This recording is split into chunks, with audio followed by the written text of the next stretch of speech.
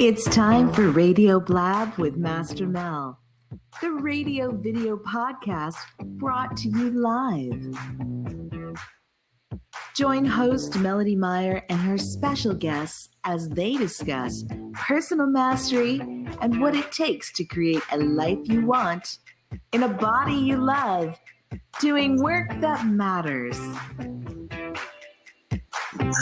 Here's your host, Master Mel. Woo! Yeah, here we are once again. I love doing this show, and part of the reason why I love this show so much is because I get to talk with really great people. And I got to tell you, I am so busy most of the time that unfortunately I don't take the time to spend with these people otherwise. So it really gives me a good opportunity to talk with some old friends and make some new friends in a space where I get to share it with other people as well. So we are live on Blab at the moment, and I know this will be recorded for those people who can watch it on Blab, or of course on my website, and it's available on iTunes as well. So thank you so much for being here. And I'm talking about millennials and working with millennials. Are they empowered, or are they just entitled little brats? We're going to look at that today, and we're going to talk with our special guest today, Erica L. Martin. Now, Erica is an international speaker and a successful entrepreneur, having built several multiple six-figure businesses. Her passion is teaching others the mindset and strategies necessary to build their dream business and live a life they love. She loves wakeboarding, sunset beach walks, and learning salsa dancing, which I'd love to hear more about. So let's give it up for Erica. Woo woo. Hey, thank you so much. That was quite an introduction. I appreciate it. Well, I appreciate you because really I've been watching you blossom over the last several years. And I've known you for quite a while, and I've seen so many things you've been doing, and just the success that you are rolling in. I am very, very impressed with you, Erica. Oh, thank you so much. And I have to say, it is such an honor to be here, and you have been an integral part of that. So I really appreciate our friendship. Oh, good. Well, I'm glad. So it goes two ways. It does. So today, I told you what I wanted to talk about, and that is because I work with a lot of entrepreneurs, as you know. I work with a lot of millennials. They're completely different than working Yep. Baby boomer. Oh, I want to talk about some of those differences and sort of peek inside like your head, because you are a very typical millennial that I work with, that so we can kind of peek behind the curtains and see how all that works. And really, so this show is really for people who either work with millennials or people who are millennials and how to create the success that they're looking for and so forth. And I know you've got lots of great tips for that too. For sure. I'm definitely happy to shed some light into the millennial mindset and more, the typical millennial mindset and the, I would say, probably atypical millennial mindset, the entrepreneurial, very driven, not the wantrepreneur as we talked about earlier. Yeah. Okay, good. We'll get to that. First, let's sort of define the age group or the generation that we're talking about. Okay, so for those who aren't familiar with, generations are defined not just by number of years, but are really marked by big events that happen in history. So we've got, but I'm going to talk about years to begin with, just so we can, we know what we're talking about here. So the baby boomers, which I know a lot of and hang out with a lot because they're super cool, are kind of that post World War II Born anywhere from 1946 usually to 1964, right in there. All right. Then we've got Generation X, which is more like that 1965 to 1976. And then Millennials, of course, which is also known as Generation Y, are 77 to 95. And now we are 1996 and older is what's called the Generation Z or the Centennials. Wow. So there's the Millennials and then there's the Centennials. Okay. So these are, they're divided up. So like this next generation has really been like earmarked as the generation that is closely tied to September 11th, for instance. So that day marks the number one generation defining it for millennials. And it's also how I generation or that Generation Z is like coming in after that fact. So because that's a very big time in history where things really shifted in our culture and so forth. So these cultural things really do sort of define generations. And it all depends on where you are, like geographically. But if we're talking about Americans, we seem to be tied very much by what's happening on a cultural level. So that's what we want to talk about. We're talking about that millennial generation, really from 1977 to 95 is when they were born. They're really coming into their own right now. They're a big part of the marketplace. They've experienced approximately that same life stage as people. Is this so? When I'm hearing a lot of noise, are you hearing that? Like, no, it's like somebody's eating. Maybe I'm hungry, and so that's how I hear it. Somebody's eating something, or I'm not sure what that noise is. But anyway, if anybody else is hearing that, please put it in the chat box so I don't feel like I'm going crazy. So, would you say most of your friends are in that same that same age group, and the people that you work with, where do they land? Usually? I would say that most of my friends are in that millennial age group, that up and coming age group, and most of my friends are millennial entrepreneurs. However, oddly enough, most of my client base is actually kind of on that cusp between millennial and baby boomer. Okay. You know, we do work with, most of my clients are older than me. Okay. So maybe that Generation X, like my generation, or the one a little bit older than me, the baby boomers. Yes. And we do have some millennials in there, but I would say the vast majority is about your generation or that Generation X. Okay. So the thing that people, there's been a lot of articles and stuff written about millennials, that they are really entitled and they're really like the me generation. Like they're all about what's an employer going to do for me? How is that going to satisfy me? And what are my passions? And what is it that I want? Really me generated. I actually heard that it was the baby boomers that created that, because as baby boomers, we were being brought up in families that were a little more strict, and many immigrant families. Mm-hmm. And so the baby boomers went, you know what, when we have kids, we're going to do it differently. Yes. We are going to give them everything that we didn't have. Yes. And we're going to really provide for them in a way that, we wish we'd been provided for. And that's how we ended up with this, like, entitled generation. What have you got to say about that? Sure. I have to say that I completely agree with you.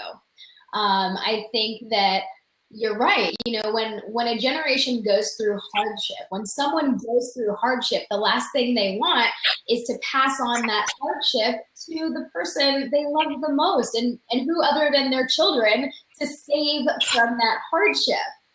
But, what I think is kind of different is that I think it more crippled that generation just a bit, because it's the hardship that helps someone build the skill set to be able to achieve a life that they love. And then, for the long term and in the long game, to truly be able to have that long-lasting happiness. Because I think the baby boomer and potentially the Gen X parent was trying in the short term to provide that comfort and that support, and don't let the little bird fall out of the nest. And while that helped in the short term and made them feel really good, in the long term, I think it really crippled them, having gone through that at a young age when they could fall on their face and pick themselves back up, versus now where there's this overinflated sense of ego, a sense of entitlement, and a sense of, invincibility, I guess. Well, my experience is that there's a lot of where the generation before was more about hard work is what's going to get you there. That the millennials have figured out that, wow, it's not hard work. I don't want to work hard, but it's smart work, and it's the connections, and it's there's always this talk about hacking the system, finding the shortcut, and feels like to me as the older generation from the millennials is looking like, wow, you really don't want to work, when it's really not the case necessarily.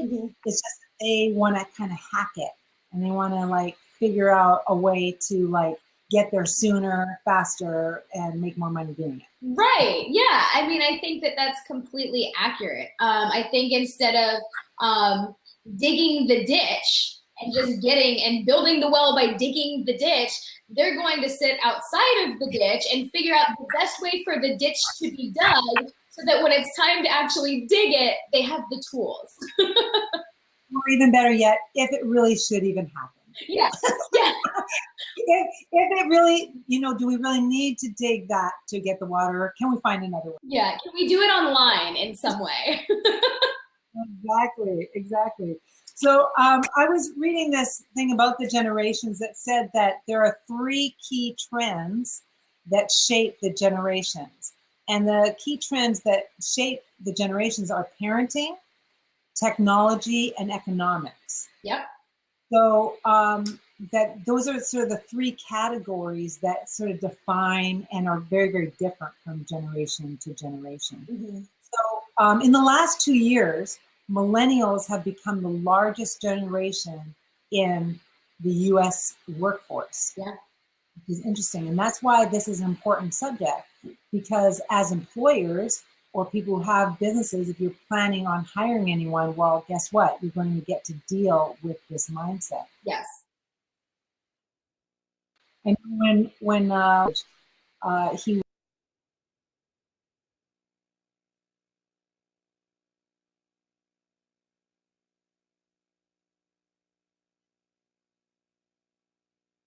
looks like Mel froze up there for a second. Yeah, I think she did. She'll be calling back, I'm sure. Okay, yeah, no worries. Well, I think I know where she's going with the millennials in the workforce, and how do you really deal with a millennial in the workforce? Especially if you're Gen Y, or if you're a baby boomer, how do you wrap your head around that? And truly, a statistic that I read was that in the 1950s, when they were evaluating the United States and they were looking at who classified themselves as lower income, middle income, and then the white collar. And the majority was that that middle income, the working class, and it was really glamorous to be blue collar and to work hard. And I think where the millennials come in is they like to be what I consider a blue-white collar. They're willing to work hard, but they want to know what the end game is. They want to know that they're going to be compensated well. They want to know that they're going to have quality of life and time and flexibility and opportunity for growth. Those are the things that the millennials really look for when coming on board to a company, as well as the new buzzword is the company culture. And they want to know that that vibes with them and that can embrace their creativity. And I think that, for millennials like myself who are hard workers and do know the value of really putting it out there and going for it and doing what is necessary to be successful, those things are what inspire us to take action. Cool. So welcome back, Mel. So we are going to go over the top 5 drivers for Okay. millennials. But first, before we do that, we'll do that a little bit later. What I want to do first is go a little bit into your history and for you to share really where it is, what kind of businesses you've had and what kind of success you've done and you've had so far. Sure. So you started really young in business. Why don't you tell, I mean, I know your story, but I'd rather hear it all from you. Oh, you're so sweet. Yes, you do know my whole story. So I'll try and give the cliff notes. I did start really young. I decided when I was 15 years old that I wanted to open a martial arts school as fast as possible. That became my goal. And my dad had a martial arts school, and I just really wanted to kind of follow that path. So I went in martial arts for a while. Yes, yeah, I had trained in martial arts since I was 6 years old. And so I went early to college. I was 16, I was taking college courses. And then my senior year of high school, I didn't even go. I just went straight to college, got credit for both, and like knocked it out. Talk about hacking the system, right? See, that's what I'm talking about. There you go. So then when I was 18, I had the opportunity to open my school and started with zero students, zero income. I knocked on people's doors. I got kicked out of different shopping centers for soliciting because I was talking about my martial arts program and trying to collect their information to enroll them. And within the first year of being in business and a lot of hustling, we were a multiple 6-figure business. I had well over 100 students. The business was thriving. I was featured on Tampa Bay Business Journal's top 30 under 30 when I was 20 years old. I was the youngest person to ever be featured. And things were going great. I was on different news channels, and it was awesome until the recession hit. And that was a real wake up call for me. I think that was my millennial wake up call, because I have to be honest with you, Mel.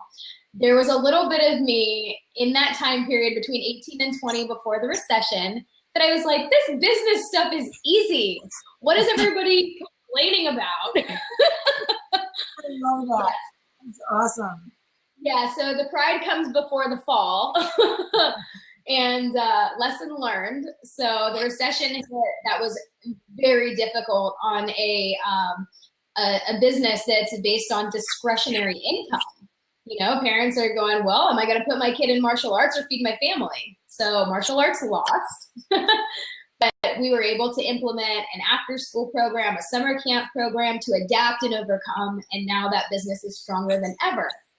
So in 2014, I leveraged my experience with that business, which, by the way, completely blew up. I mean, we bought a 10,000 square foot facility. The business is thriving. Everything's going great. And I decided that I wanted to take it to the next level.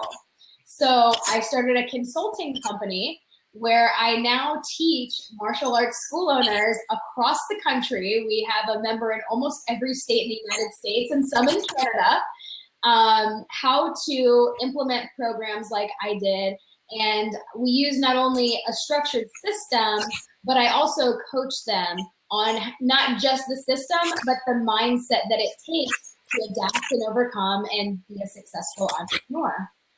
And as a result, been featured on a couple industry magazines. And in fact, I don't even know if you know this, Mel, but we will be featured on the cover, the only people that have been featured twice on the cover of an industry magazine called Dojo Nation Times. And this is our second consecutive year.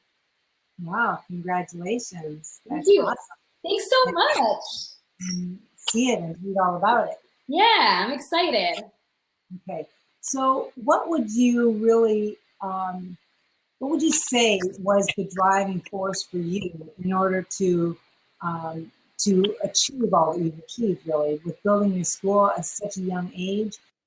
I mean, what was the driving force? Because one thing I've found about millennials is that money is not the driving force. Yeah, I really had three driving forces. I'm going to be completely transparent with you. Money was one of them. I just didn't make a whole lot of it for a while. So my driving force was I wanted quality of life. I wanted to be able to do something I loved, and I wanted to be able to experience things in life that I wanted to experience, like travel and taking time off and flexibility. The second, which is really the most important to me, is I really wanted to have an opportunity to transform people's lives. I wanted to be able to make a difference. I wanted to know that the work I was doing was really helping people. And the third was I wanted to make really good money, especially being in an industry where I work with a lot of families, with kids.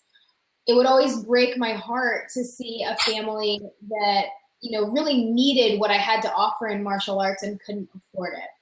And it really drove that into me at a young age, at 18, to say, when I decide to get married and have kids, I want to be able to financially provide for that child everything that they need. So money was a driving factor, but there was really a deeper why underneath that. Yeah. Yes.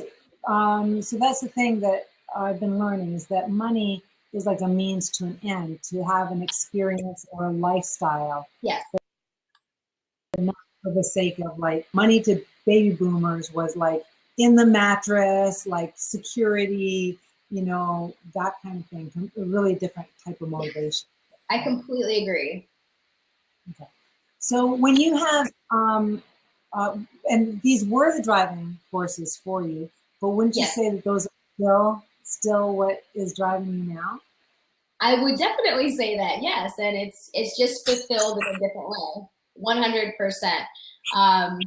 Quality of life, as a consultant, I get to travel anywhere, and have a lot of great experiences. And as an entrepreneur, it is a double-edged sword that, yes, you can have all the time to do what you want. Your schedule is flexible.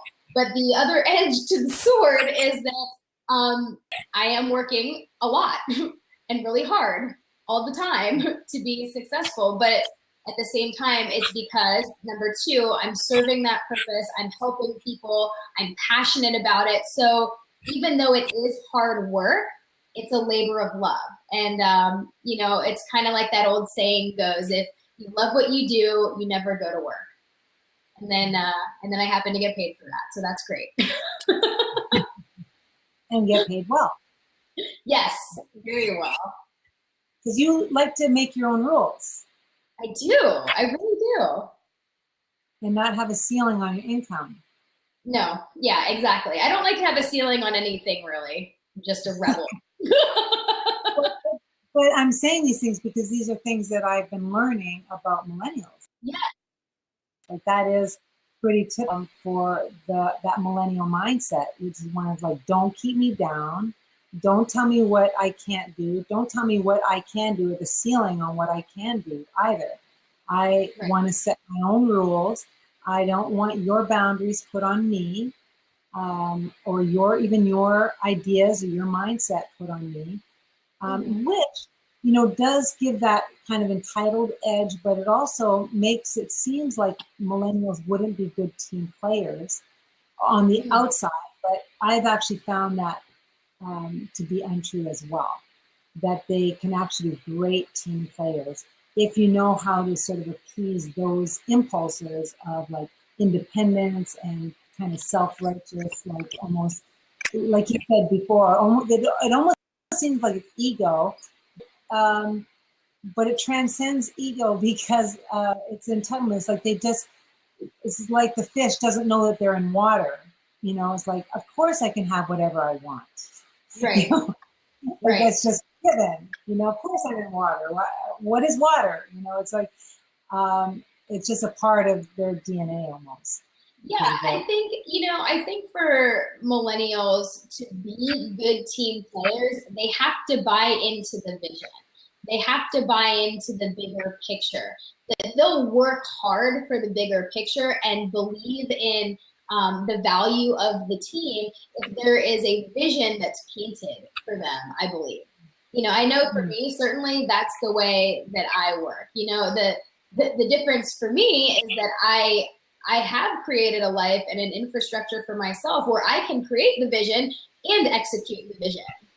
But for, say, my staff members and my employees, which most of my employees have been older than me, but I know. I opened a business at 18, so kind of goes with the territory. Everybody has a vision, unless you hired, like young interns to help with the kids or whatever, right?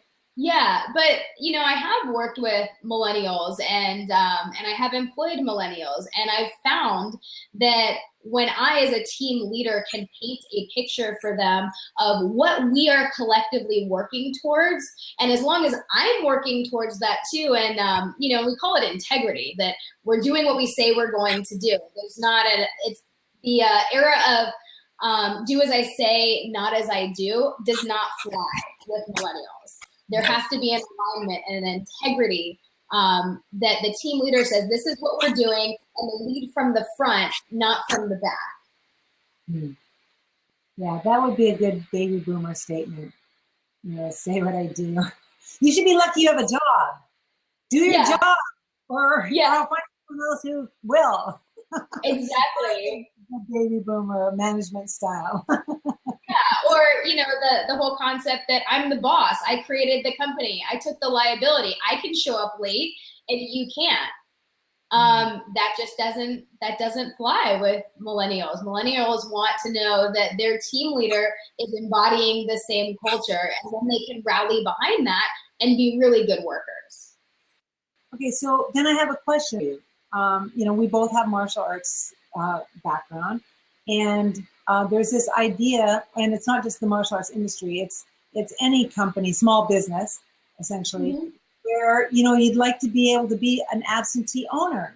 How do you go about, as a business owner, own a business without being part of that team and leading from the front, as you say? Is it possible even with working with millennials?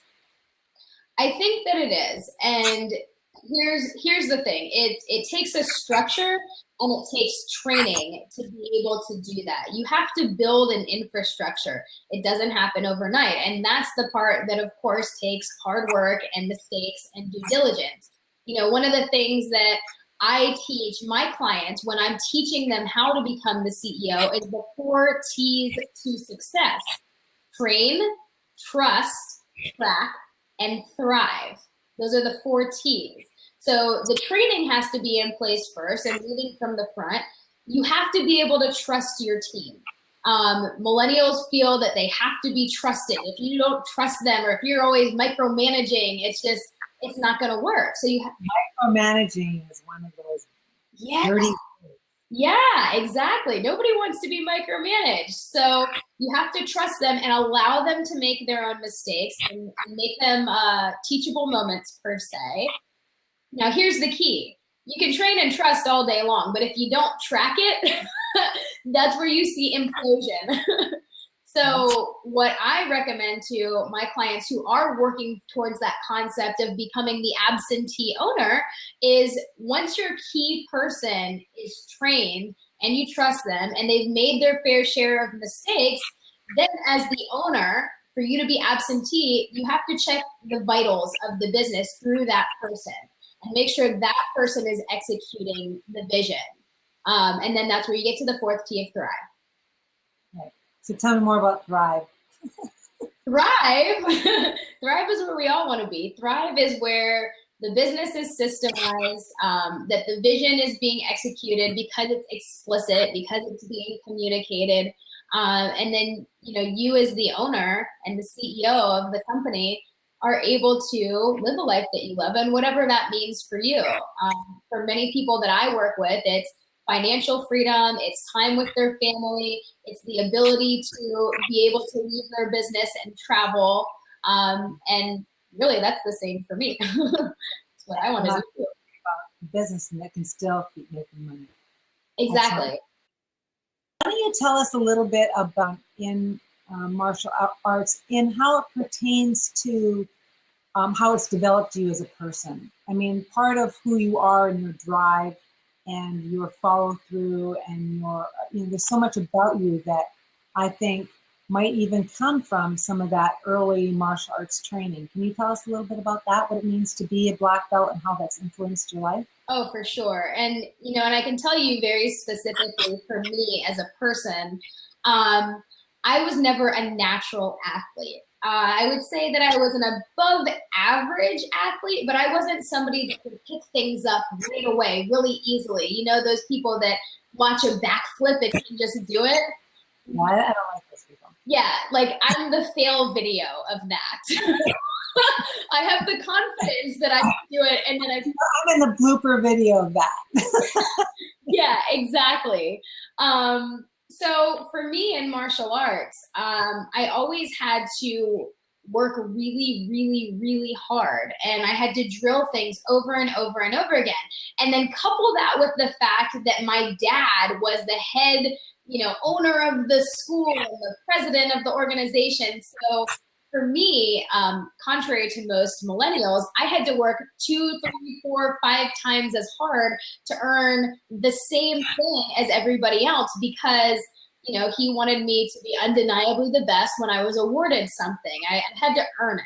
So for me in martial arts, I'm really thankful for that and that he was hard on me, per se. Because it gave me that ability to say, okay, I may not get this the first time, but I don't take no for an answer. And I don't take I can't for an answer. And the practice, the physicality of martial arts really helped instill that on me in a really core and fundamental level. And it's been really easy for me to apply that same mentality to my different business and ventures, or really anything that I want to accomplish in my life. I do have that confidence that no matter what it takes, I'm going to be able to do it because I just don't take no for an answer. And it never usually happens on the first try. Oh, that's a good thing to learn. Yeah. We call it having a black belt attitude. Yes, exactly. And being always in a learning mode, or what I call, it's a black belt attitude with a white belt mind, where your mind is open and it's saying, I don't know, and it's learning. That's that white belt mind, but that black belt attitude, which is can do. Yeah, and I think that for me particularly, just never even allowed the entitlement to enter my mind. Because, if I'm constantly learning from a white belt and having a white belt mentality, then I have to always humble myself. It doesn't matter how high up I am or how many ranks I've earned, I can always learn something new. So I think that in and of itself allowed me to be open-minded to different opinions or different ways of doing things. And also, Master Mel, it also helped me develop a tolerance for criticism. And yeah, because in martial arts, when you're learning, there's a right way to do something and a wrong way to do something. And if you're going to be a black belt, you really have to hear a lot of what you're doing wrong, very frequently, and sometimes not very tactfully. I remember failing a test at my father's school. I worked so hard. I was in front of a black belt instructor, and I messed up one of the core fundamental, also the most simple exercises in our system. It was the first thing, it was the most important, and I failed miserably. I just froze. And then everything else in the test I did perfectly. So they went out and had a conference, and then they came back in and they failed me on my test, as they should have, according to our system. And I was heartbroken. I went back and I cried, and I, was like, I want to quit martial arts. And, my dad sat me down and talked to me because he's the head sensei. And he said, listen, that's not what we do here. You're going to go through failure. You're going to hear things that you don't want to hear. You're going to suck it up and you're going to move forward. So I sucked it up and moved forward. learn that, like, how old were you at the time? I was like 10. But that's what I'm talking about. Like, that is a safe place to Yeah. learn a really hard lesson. Like Yes. that's a tough lesson to learn at any age, but to learn it in a safe and loving environment and learning it from your father, which, you know, like you say, double-edged sword on that one. But, you know, to learn it and that's what I love about a workshop, really. That's Yeah. like dojo. You're creating this dojo where you get to go in and make mistakes and learn from them, and it's all going to be okay. Like, it's not a big deal. Yeah. So you don't get it that time, you'll get it next time or the time after that. And I was just going to say, I think it teaches value. If you just get everything all the time, then that's where the entitlement comes in.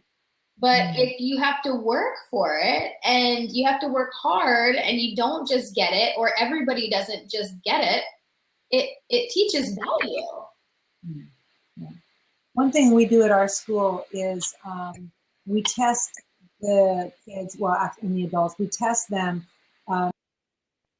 in their different things. And then we make sure that they have it before we do the performance in front of everyone. And then the performance or that test in front of everyone is really a test of, we already know they have the skills, but it's now about whether they actually can follow through and present them and stay confused regardless of what happens. So if someone could make a mistake at their test and still pass, but it's all about how their attitude was during, you know, while during the mistake or after the mistake. So if they totally crumple because they blew it, you know, and they just go, and they lay down on the floor and have a hissy, well, guess what? They're not progressing because they haven't learned that lesson, that exact lesson you're talking about. Exactly.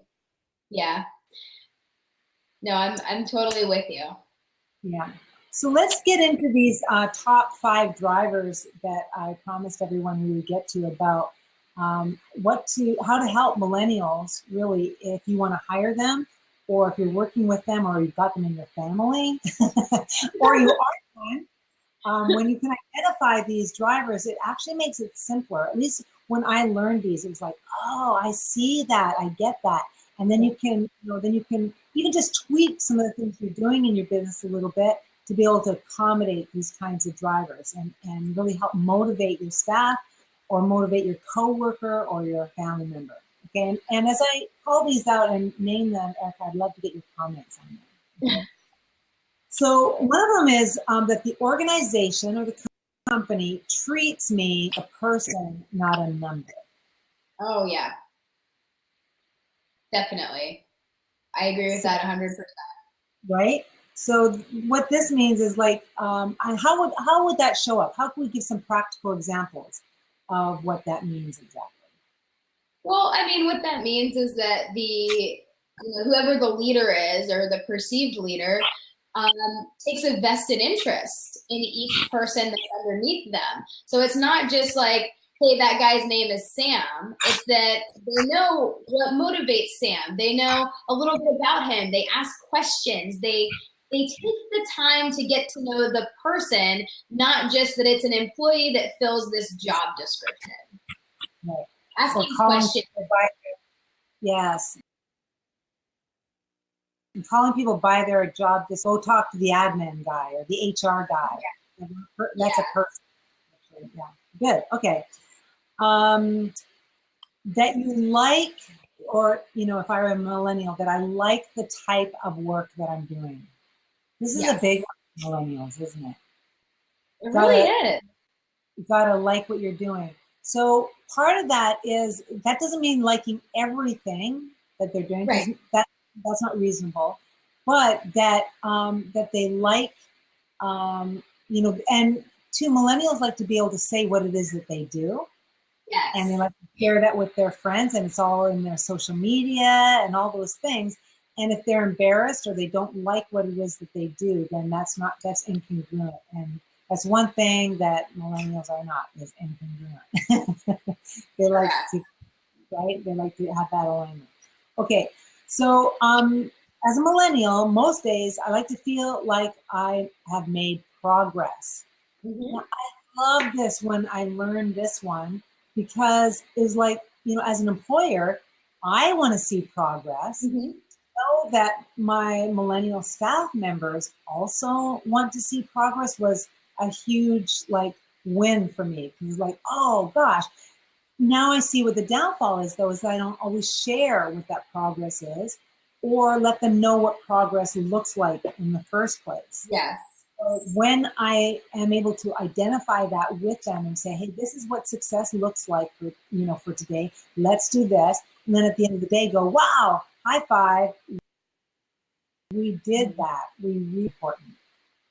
And I think what you just said is the key. We did that.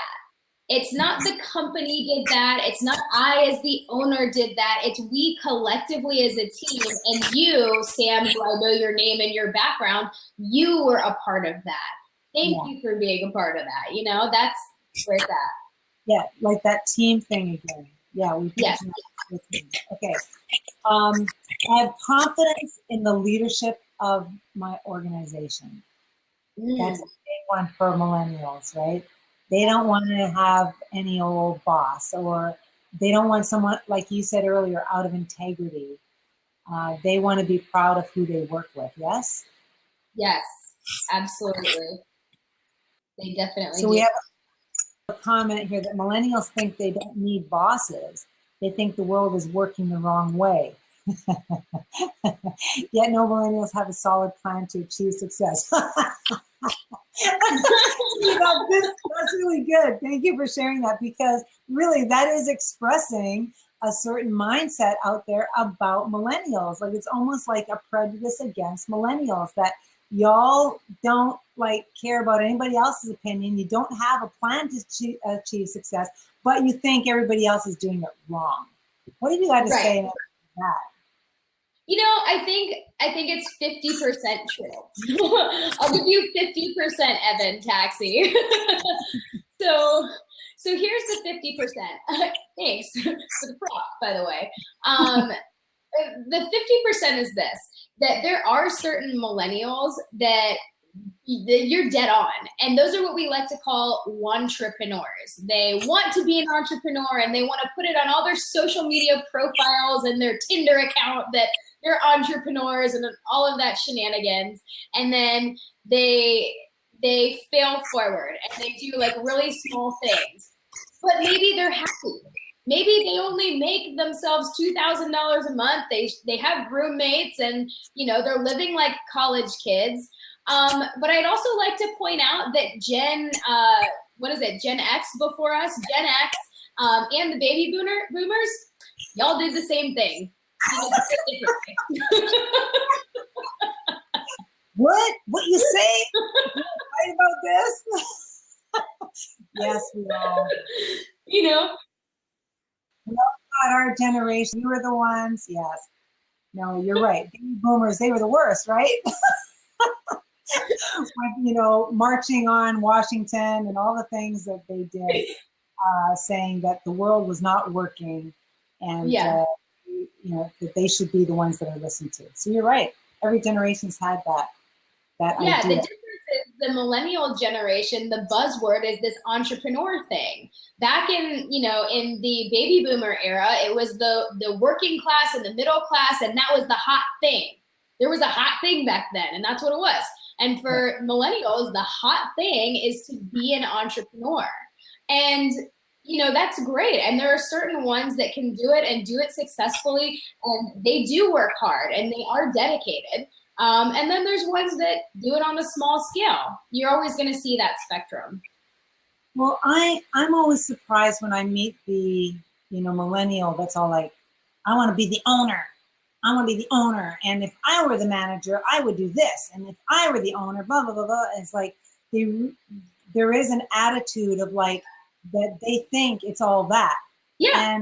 And as an owner, as an entrepreneur myself, it's like I almost feel bad for them, because in a way, they're missing an opportunity to learn and be mentored by other successful entrepreneurs, because they got to go and find and make their own mistakes. which I think there is value in making your own mistakes. Yeah. But there's also a lot of value and team building that can happen when you have a mentor, when you have people that you go, wow, Agreed. I can learn something from this person, and you're with them for a while on their business, supporting them, helping them, so that you can learn how to build a team, how to do some of the things that maybe you're not that good at. Yep. So that then you can be stronger when you do go out on your own, and you've got support yourself. So if I was mentoring someone that wanted to have their own business, I would want to teach them all kinds of things and show them some shortcuts and things, so that when they go out on their own, and then when they are on their own, then it's like, I support you 100%. You know, I'd love to, you know, I want to help them and make sure that they are successful because I was their mentor, you know? Absolutely. But if I have somebody who's up, like, I don't want to do it on my own, I could do it better than you. It's like, bye. Exactly. and you know, you don't want them to fall flat on their face, but it's not a big surprise. You know? Right. And, you know, I think sometimes that's exactly what needs to happen. For the millennial generation that wasn't allowed to fail as children, that's going to happen right now. It's going to happen as an adult. It's going to happen either way because that's life. And that's exactly what they need. They need to learn that lesson so that they can value the mentorship. I mean, what you're describing is, I mean, it happens all the time with millennials, but it just goes to show that they haven't learned to value that. And by missing out on that opportunity, whether it's with, you know, you as a mentor or whatever, how many other mentors they have that same attitude, at some point they'll learn. Because whatever their goals in life are, they're going to have to be successful, and they have to learn from somebody. We all have to learn from somebody. Well, and that's why I love hearing your story, because these are the right, learning how to fail and learning like that. Wow, you need support, and you need mentors and teachers, and you need to spend your time on the floor practicing and training and so forth. I love it. Okay, we have one more to get to, and that of the top drivers. So we've got an organization that treats you like a person, not a number, that you feel like you're making progress, that you like the type of work, that you have confidence in the leadership of the organization. And then the last one is that you feel valued by the organization. Yes. You know, the reason why I love this one is because, well, it's not just millennials that need that. Yeah. We all need that. It's just they're the ones that are asking for it. Yeah. And laughing.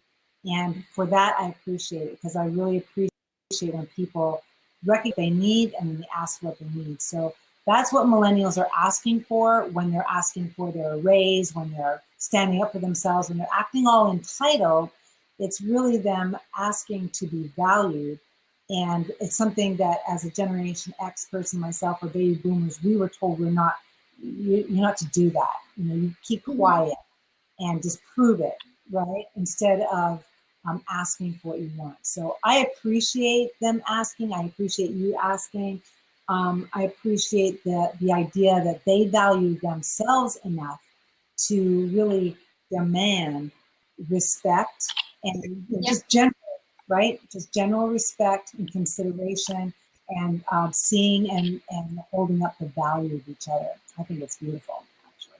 Absolutely. Yeah. You know, where I see people recognize value is in 3 areas. It's either time, money, or recognition. And many millennials will work so hard and so dedicated for that last one, for recognition. You know, it's funny. I think that millennials are more inclined, you know, granted, if the other things are in play, right? So we're on the 5th one. And if the other things are in play and they just need to feel valued. You know, I've spoken with some of my friends who are either millennial employees or even millennial entrepreneurs. But I can tell you, millennial employees, if they're passionate about what they're doing, that's almost 50% of it. And they'll just go for it. But if they're passionate and whoever the leader is or the boss doesn't ever give recognition in any way, doesn't give a pat on the back, doesn't give a certificate of approval that you did awesome, it's really disheartening for them. And I think that there is a lot of value in the millennial generation. There's a lot of passion, there's a lot of fire, there's a lot of purpose, there's a lot of drive, but it's like you have to water the plant. It's not a cactus.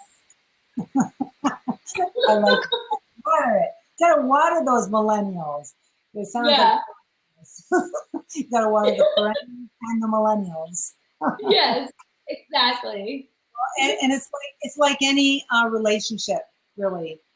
We need to put things in that emotional bank account. In order to be able to reap the benefits, we have to be willing to pay the price. And the price that millennials are asking for are these 5 drivers, and can provide a place where they love to work, and they are so loyal. They are such hard workers. When you meet those criteria, when they feel like you're in integrity and you're a team player and all those things, that I love them to death. I think they're fantastic.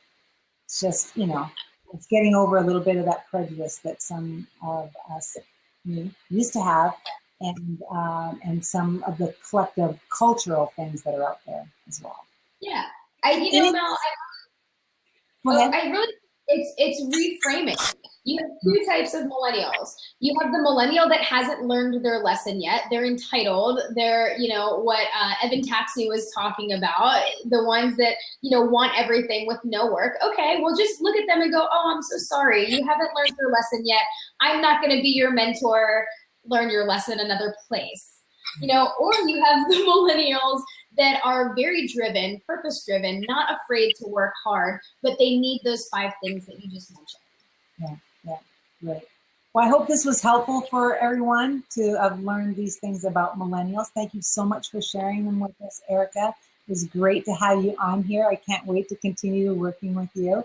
And for those of you who are listening on the radio, live or to the recording on iTunes, thank you for being here. Would love to hear any questions you have. We can continue this conversation on Twitter. We can continue this conversation on my website, which is mastermel.com. Would love to talk more about how we can support the millennials, because guess what? They're going to be our bosses of us, perhaps, and even, and of course, the next generation. So let's give it up for the millennials. Empowered. Thanks, Erica. Take care. Thank you. Bye.